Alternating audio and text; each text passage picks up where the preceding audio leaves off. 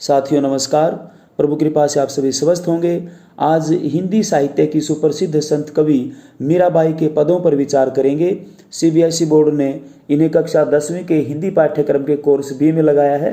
तो आइए बिना किसी औपचारिकता की इन साखियों को शुरू करते हैं और इन साखियों में सबसे पहले हम इनके कठिन शब्दों के अर्थ जानेंगे, उसके बाद इसका सरलार्थ समझेंगे और उसके बाद पदों के आधार पर मीराबाई की भाषा शैली पर भी विचार करेंगे।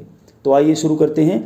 हरि आप हरो जनरी भीर, द्रौपदी री लाज राखी आप बढ़ायो चीर, भगत कारण रूप नरहरि धर्यो आप शरीर, बूढ़ तो गजराज राख्यो काटी कुंजर पीर, दासी मीरा लाल गिरधर हरो मारी भीर।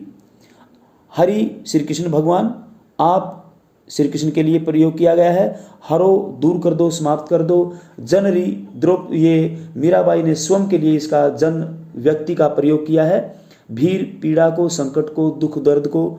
द्रौपदी जो पांडवों की पत्नी थी उसके लिए है ये शब्द। री का अर्थ है की, जहां पर रा आए तो का। लाज इज्जत राखी रख ली।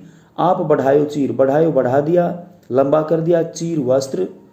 भगत प्रहलाद के लिए आया है। रूप आकार नरहरि नरसिंह, धर्यो धारण किया। आप आपने शरीर देह। बूढ़ तो डूबता हुआ, गजराज एरावत हाथी राख्यो बचा लिया। काटी दूर कर दी, कुंजर हाथी की, पीर पीड़ा। दासी मीरा लाल, लाल प्रभु के लिए प्रयोग हुआ है। गिरधर गिरी को धारण करने वाले श्री कृष्ण भगवान। हरो दूर कर दो, मारी हमारी भीड़ भीड़ संकट को। मीराबाई श्री कृष्ण से कहती हैं कि हे प्रभु, इस संसार में मुझे दुख ही दुख है, अब आप मेरे इन संकटों को दूर कर दो। और अपने संकटों को दूर करने के लिए मीराबाई यहाँ पर 3 उदाहरण देती हैं। एक उदाहरण द्रौपदी का, दूसरा भक्त प्रहलाद का और तीसरा एरावत हाथी का। कहती कि जैसे इन तीनों की आपने रक्षा की है, समय पर आप वहां पर उपस्थित हो गए और इनकी इज्जत बचा ली, वैसे ही आप मेरी भी इज्जत बचा लो। तो आइए देखते हैं। हरि आप हरो जनरी भीर। मीराबाई कहती हैं कि हे प्रभु, आप मेरी पीड़ा को, मेरे दुख दर्दों को समाप्त कर दो। पहला उदाहरण द्रौपदी का दिया है। द्रौपदी री लाज राखी आप बढ़ायो चीर। जब द्रौपदी की भरी सभा में इज्जत उतारी जा रही थी, उसका चिरहरण किया जा रहा था, उस समय द्रौपदी ने सच्चे मन से श्री कृष्ण भगवान को पुकारा और श्री कृष्ण भगवान वहां पर प्रकट हो गए और उनकी साड़ी को इतना लंबा कर दिया, दुशासन उसको खींचते खींचते थक गया, बेहोश हो गया, लेकिन द्रौपदी की साड़ी नहीं उतार पाया। तो वहां पर भरी सभा में श्री कृष्ण भगवान ने द्रौपदी की लाज अर्थात इज्जत रख ली। दूसरा उदाहरण दिया भक्त प्रहलाद का। भगत कारण रूप नरहरि धर्यो आप शरीर। प्रहलाद भक्त के कारण श्री कृष्ण भगवान ने नरसिंह का रूप धारण कर लिया। हिरण्याकश्यप जो प्रहलाद का पिता था, उसको यह अभिमान हो गया कि मैं भगवान हूं और जनता पर अत्याचार करता और अपने नाम का जाप करने के लिए कहता। उनका ही पुत्र प्रहलाद था जो श्री कृष्ण भगवान का भक्त था। जब हिरण्याकश्यप ने देखा कि ये तो श्री हरि यानी श्री कृष्ण भगवान की पूजा करता है, तो उसने यातनाएं देनी शुरू कर दी। कभी उसको गर्म तेल के कड़ाही में डालता है, कभी उसको गर्म खंभा पकड़ाता है। जब अत्याचार बढ़ गया तो भक्त प्रहलाद जैसे हर रोज दिन रात प्रभु का नाम जपते थे, तो श्री कृष्ण भगवान ने देखा कि अत्याचार बढ़ गया है, अब सहन शक्ति समाप्त हो गई है, तो हिरण्याकश्यप को मारने के लिए नरसिंह का रूप धारण कर लेते हैं। नरसिंह का रूप धारण क्यों किया? क्योंकि हिरण्याकश्यप को वरदान था कि न कोई मनुष्य और न कोई जानवर उसे मार सकता। इसलिए प्रभु ने आधा मनुष्य और आधा पशु बनकर यानी नरसिंह बनकर हिरण्याकश्यप का संहार किया था और भक्त प्रहलाद को बचा लिया और प्रभु के नाम की सत्ता को कायम कर दिया। तीसरा उदाहरण दिया है एरावत हाथी का, गजराज का। बूढ़ तो गजराज राख्यो काटी कुंजर पीर। और श्री कृष्ण भगवान ने डूबते हुए एरावत हाथी को बचा लिया और उसकी पीड़ा को, उसके दुख दर्दों को दूर कर दिया। जब एरावत हाथी झील में पानी पीने के लिए गया तो वहां पर उस घड़ियाल ने उसको पकड़कर खाने के लिए अंदर खींच लिया। तो वहां पर एरावत हाथी अपने पूर्व जन्मों के संस्कार के कारण श्री कृष्ण भगवान को स्मरण करते हैं, उनका नाम जाप करते हैं। तो वहां पर श्री कृष्ण भगवान आते हैं और चक्कर से उस घड़ियाल के मुंह को चीर देते हैं और डूबते हुए एरावत हाथी को बचा लिया। काटी कुंजर पीर, और उस कुंजर की अर्थात हाथी की जो पीर थी, पीड़ा थी, दुख दर्द था, उसको समाप्त कर दिया। ऐसे ही मीराबाई जो दासी हैं श्री कृष्ण भगवान की, वो कहती हैं कि हे प्रभु, मैं आपकी अनन्य भक्त हूं, आप मेरी पीड़ा को, मेरे दुख दर्दों को दूर कर दो। आइए कुछ थोड़ी सी इसकी भाषा शैली देखते हैं।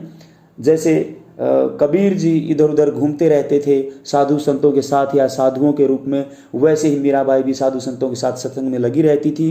पंजाब, हरियाणा, राजस्थान, गुजरात, इन क्षेत्रों में खूब घूमती थी, इसलिए यहाँ की भाषा के शब्द उनमें खूब हैं। जैसे जनरी, म्हारी, धर्यो, इस प्रकार से ये बूढ़, तो ये सारे गुजराती राजस्थानी भाषा के शब्द हैं। वैसे तो बोलचाल के शब्दों का प्रयोग किया है, लेकिन उनकी शुद्ध साहित्यिक ब्रज भाषा रही है। काटी कुंजर पीर, यहाँ कै की आवृत्ति के कारण अनुप्रास अलंकार है और पदों में गेयात्मकता है। उनके पदों को आज भी जो संगीतज्ञ हैं, जो संगीत प्रेमी हैं, खूब संगीतबद्ध करते हैं और मज़े से आनंद लेकर प्रभु का नाम लेते हैं। तो इनमें गेयात्मकता है, लयात्मकता है, शब्दों का चयन बिल्कुल विषय के अनुकूल है, प्रभावशाली है। और यहाँ पर अनेक मुहावरों का प्रयोग, जैसे लाज रखना। आइए दूसरा पद देखते हैं। श्याम महाने चाकर राख्यो जी, गिरधारी लाला महाने चाकर राखो जी। चाकर रहशूं बाग लगाशूं, नित उठ दर्शन पाशूं। बिंद्रावन री कुंज गली में, गोविंद लीला गाशूं। चाकरी में दर्शन पाशूं, सुमरण पाशूं खर्ची। भाव भक्ति जागीरी पाशूं, तीनों बातां सरसी। मोर मुकुट पीतांबर सोहे, गल वैजंती माला। बिंद्रावन में धेनु चरावे, मोहन मुरली वाला। ऊंचा ऊंचा महल बनावे बिच बिच राखूं बारी। सांवरियारा दर्शन पाशूं, पहर कुसुम्बी साड़ी। आधी रात प्रभु दर्शन दीजो, जमुना जीरे तीरा। मीरा रा प्रभु गिरधर नागर, हिवड़ो घना अधीरा। देखिए कितने प्यारे पद हैं ये, बिना संगीत भी कितना आनंद देते हैं। और जब संगीत पद इनको हम सुनते हैं तो हम भाव विभोर हो जाते हैं और भक्ति में खो जाते हैं। आइए पहले कठिन शब्दों के अर्थ जान लेते हैं। श्याम श्री कृष्ण भगवान महाने हमें चाकर नौकर सेविका राख्यो जी रख लो। गिरधारी लाला महाने चाकर राख्यो जी। फिर वही बात कहिए कि हे गिरधर, गिरी को धारण करने वाले लाला प्रभु, हे प्रभु आप हमें अपनी सेविका बना लो। देखिए मीराबाई श्री कृष्ण भगवान के दर्शन करने के लिए, उन्हें अपना समर्पण करने के लिए, उनके लिए कुछ भी बनना चाहती हैं और यहाँ तक कि वो उनकी नौकरानी बनने के लिए तैयार हैं। श्याम महाने चाकर राख्यो जी। मीराबाई कहती हैं कि हे प्रभु आप मुझे अपनी सेविका बना लो, हे प्रभु आप मुझे अपनी नौकर बना लो। बात पर जोर दिया गया है क्योंकि वो उनके दर्शन करने के लिए लालायित हैं। चाकर नौकर रहशूं रहूंगी, बाग बगीचा लगाशूं लगाऊंगी। नित प्रतिदिन उठ उठ कर दर्शन पाशूं पाऊंगी। बिंद्रावन री कुंज गली में, बिंद्रावन देखिए यहाँ पर ये साधुओं वाली भाषा शब्द है, जबकि वृंदावन है वो शब्द। वृंदावन री की कुंज, बाग बगीचों में, गली में। गोविंद लीला गाशूं, गोविंद हे प्रभु आपकी लीला की महिमा के गुण का गुणगान करती फिरूंगी। मीराबाई कहती हैं कि मैं आपकी नौकर बन जाऊंगी, सेविका बन जाऊंगी, तो आपके लिए एक बाग लगाऊंगी, बगीचा लगाऊंगी। और जब आप उस बाग में सुबह शाम घूमने आएंगे तो प्रतिदिन आपके दर्शन पा लूंगी। देखिए दर्शन पाने के लिए वो कितना लालायित हैं, कितनी वो अधीर हैं। वृंदावन री कुंज गली में, और जब मैं आपकी सेविका बन जाऊंगी तो क्या करूंगी? वृंदावन की जो संकरी गलियां हैं, भीड़ी गलियां हैं, या फिर कुंज जो बाग बगीचे हैं, उनमें आपकी महिमा का गुणगान करती फिरूंगी। देखिए पूर्ण समर्पण भाव है मीराबाई के अंदर। चाकरी में दर्शन पासूं, और कहती हैं जब मैं आपकी चाकरी करूंगी तो क्या होगा, मैं आपके दर्शन प्राप्त कर लूंगी। देखिए जब वो सेविका ही बन जाएंगी तो उनको कोई अपॉइंटमेंट लेने की जरूरत नहीं है कि प्रभु से मिलना है मुझे मिला दो। अब हम लें कोई बड़े व्यक्ति को, कोई महापुरुष को, प्रधानमंत्री जी को ले लें, उनके यहाँ जो नौकर चाकर काम करते हैं, खाना बनाते हैं, उनको मोदी जी से, प्रधानमंत्री जी से मिलने के लिए कोई किसी प्रकार की अपॉइंटमेंट नहीं लेनी पड़ती, क्योंकि वो वहाँ पर काम करते ही हैं। तो देखिए मीराबाई ने कितना अच्छा यहाँ पर दिमाग का प्रयोग किया है। सेविका बनेंगी तो उनके दर्शन पा लेंगी।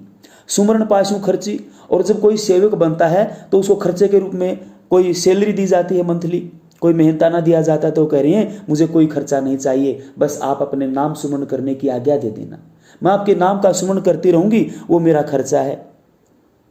भाव भक्ति जागीरी पाशु, जागीर होता है संपत्ति, पाशु पाऊंगी।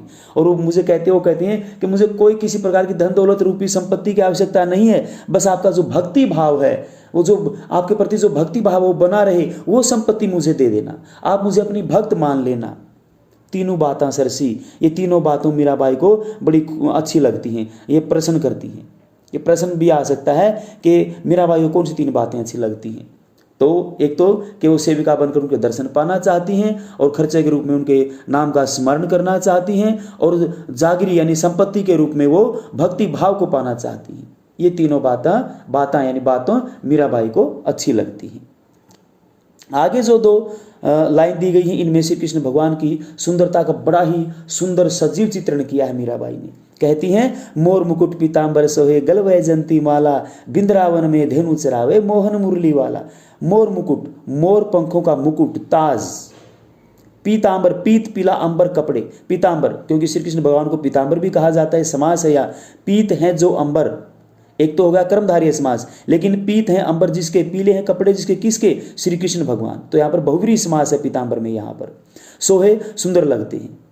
श्री कृष्ण भगवान ने अपने सिर पर मोर पंखों का मुकुट पहना हुआ है और उन्होंने पीले कपड़े पहने हुए हैं और उनके तन पर वो बड़े सुशोभित हो रहे हैं, सुंदर लग रहे हैं। गल वैजंती माला, वैजंती माला एक जंगली फूल होता है, उन फूलों की माला, और श्री कृष्ण भगवान के गले में वैजंती जंगली फूलों की एक माला है जो उनकी सुंदरता को बढ़ा रही है।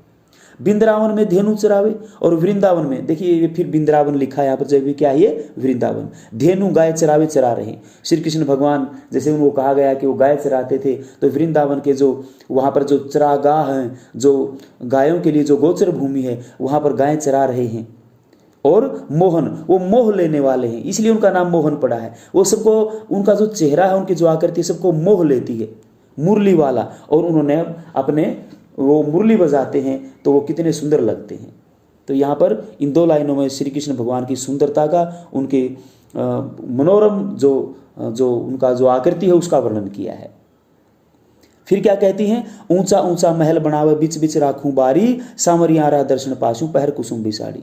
ऊंचा ऊंचा यानी कि ऊंचा, बहुत ऊंचा महल बनावे, महल बनाना चाहती हैं। बीच बीच, बिल्कुल बीच में, देखिए बीच बीच नहीं, बीच लिखते हैं हम, लेकिन ये साधुओं वाली भाषा है। बीच बीच में, बिल्कुल बीच में राखूं, रखूंगी क्या, बारी, बारी का अर्थ है खिड़की भी है और एक अर्थ है फुलवारी। सांवरिया, सांवरा वो सांवले रंग के थे इसलिए उनको सांवरिया कहा। रा का दर्शन, दर्शन, पाशु पाऊंगी, पहर पहनकर, कुसुम्बी धानी रंग की, लाल रंग की, जो पूजा के समय महिलाएं साड़ी पहनती हैं, उस साड़ी को पहनकर, कि मैं आपके लिए एक ऊंचा महल बनाऊंगी और बिल्कुल उस महल के बीच में एक फुलवारी बनाऊंगी। जब उस फुलवारी में आप घूमने आओगे तो मैं आपके दर्शन पालूंगी। सांवरिया, मैं आपके सांवले रंग का, आप हे सांवरिया, मैं आपका दर्शन पालूंगी। और कैसे पाऊंगी, पहर कुसुम्बी साड़ी, मैं ऐसे नहीं कुछ भी, मैं बिल्कुल भक्ति भाव लेकर, आपकी भक्त बनकर, धानी रंग की, भगवा रंग की साड़ी पहनकर वहां पर आपके दर्शन करूंगी। भक्ति भाव देखिए मीरा का। आधी रात प्रभु दर्शन दीजो, जमुना जीरे तीरा, मीरारा प्रभु गिरधर नागर, हिवड़ो घना दीरा। राजस्थानी, गुजराती, कुछ एक हरियाणवी टच और कुछ कहें कि पंजाबी भाषा के भी शब्द हैं। जैसे बारी शब्द है, बूहे बारियां, ते नाले कंधा टपके, आवांगी हवा बनके, गाना भी है वहां पर आया है बारी। आधी रात प्रभु दर्शन दीजो, मीराबाई इतनी अधीर हैं, इतनी व्याकुल हैं कि श्री कृष्ण भगवान के दर्शन पाने के लिए इतनी व्याकुल हैं कि वो आधी रात को ही दर्शन करना चाहती हैं। और कहाँ पर, यमुना नदी रे के तीरा किनारे पर, कि हे प्रभु मैं व्याकुल हो गई हूं, मैं यमुना नदी के किनारे पर आधी रात को ही आपके दर्शन पाना चाहती हूं। मीरारा प्रभु गिरधर नागर, मीरा कहती हैं कि मेरे तो प्रभु गिरधर नागर हैं, जो गिरी को धारण करने वाले। नागर का अर्थ यहाँ पर क्या है, नागर एक गोत्र भी होता है, नागर का अर्थ यहाँ पर चतुर है, कि जो गिरी को धारण करने वाले प्रभु श्री कृष्ण भगवान बड़े चतुर हैं, मैं उनकी दासी हूं।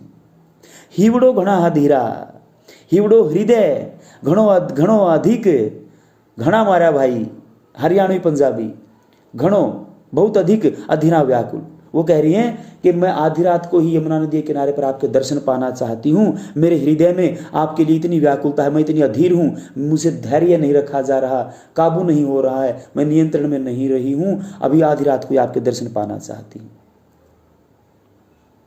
थोड़ा सा यहाँ पर भाषा शैली देख लेते हैं। एक तो देखिए यहाँ पर बोलचाल के शब्दों का प्रयोग है और कुछ जो जैसे बताया है यहाँ पर ये बारी शब्द है, पंजाबी भाषा शब्द है। धेनु संस्कृत का शब्द है। मोर मुकुट पीताम्बर सोहे, यहाँ पर मैं की आवृत्ति के कारण अनुप्रास अलंकार है। भाव भक्ति जागिरी पाशु, यहाँ पर भाव भक्ति भय की आवृत्ति के कारण अनुप्रास अलंकार है। और बिल्कुल पदों में ज्ञात्मकता बनी हुई है। ऊंचा ऊंचा, बहुत ऊंचा, बीच बीच, बिल्कुल बीच में, यहाँ पर ये एक ही शब्द का फिर से प्रयोग किया गया है बात पर बल देने के लिए। यहाँ पर दोनों में ऊंचा ऊंचा और बीच बीच में पुनरुक्ति प्रकाश अलंकार है। बीच बीच, बिल्कुल बीच अव्ययी भाव समास है। तो इस प्रकार यहाँ पर सामासिक शब्दों का, मुहावरों का, और जैसे अनुप्रास, रूपक, उपमा और पुनरुक्ति प्रकाश अलंकारों का जमकर प्रयोग किया गया है। और जैसे राजस्थानी, पंजाबी, गुजराती, हरियाणवी और कुछ अवधी ब्रज भाषा के शब्दों का प्रयोग खूब भरपूर किया गया है। तो यहाँ पर ये मीराबाई के पदों का थोड़ा सा हिंदी सरलार्थ था। आइए अब एक बहुत ही महत्वपूर्ण प्रश्न पर विचार करते हैं। देखिए यहाँ पर यदि इस व्याख्या को, इन सरलार्थ को, इन शब्दों के अर्थों को और भाषा शैली को ध्यान से आपने सुना है, इसका सरलार्थ इस तरह से कर दिया गया है। इन दो पदों से संबंधित यदि कोई भी प्रश्न आप को लिखने के लिए आता है तो आप आसानी से उसका उत्तर लिख दोगे। एक प्रश्न जो भाषा शैली का आता है वो बिल्कुल महत्वपूर्ण प्रश्न है, उसको मैंने आपके लिए यहाँ पर बना दिया है। तो आइए देखते हैं इसको। प्रश्न है, मीराबाई के पदों की भाषा शैली पर प्रकाश डालिए। देखिए, मीराबाई के काव्य की भाषा मुख्य रूप से तो साहित्यिक ब्रज भाषा है, लेकिन उनकी रचनाओं में मैंने जैसे बताया ऊपर व्याख्या करते समय राजस्थानी, पंजाबी, गुजराती, खड़ी बोली व पूर्वी हिंदी आदि भाषाओं के शब्दों का भरपूर प्रयोग हुआ है। और शांत, भक्ति तथा करुण रसों का सुंदर प्रयोग है। जब वो कहती हैं कि मैं आपके दर्शन पाना चाहती हूँ, खर्चे के रूप में स्मरण करना चाहती हूँ, तो भक्ति भाव है। वो व्याकुल हैं और भगवा रंग की साड़ी पहनकर दर्शन करना चाहती, भक्ति भाव है। और शांत रस है, वो शांत भाव से उनकी महिमा गुणगान कर रही हैं। और करुण रस, जब वो कहती कि मेरी रक्षा करो, तो करुण रस का भी वहाँ पर सुंदर प्रयोग किया गया है। अनुप्रास, जैसे भक्ति भाव, जागिरी पाशु में अनुप्रास अलंकार है, काटी कुंजर पीर में अनुप्रास अलंकार है, रूपक अलंकार का भी प्रयोग किया गया है, पुनरुक्ति प्रकाश अलंकार का प्रयोग है। यहाँ पर पदों में लयात्मकता है।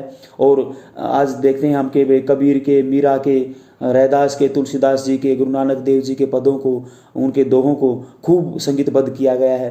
तो मीराबाई के पदों को भी संगीतबद्ध किया गया है।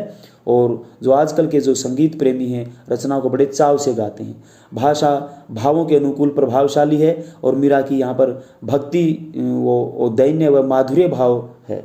उनकी भक्ति कैसी है? दैन्य भाव की, वो दीन है। कैसे? कि मेरी रक्षा करो, आप ही मेरे रक्षक। और माधुर्य भाव, मधुरता, जहाँ पर सरल शब्द हों, जहाँ पर गाया जा सके और बिना किसी रुकावट के उन पदों को पढ़ा जाए, वहाँ पर माधुर्य गुण होता है।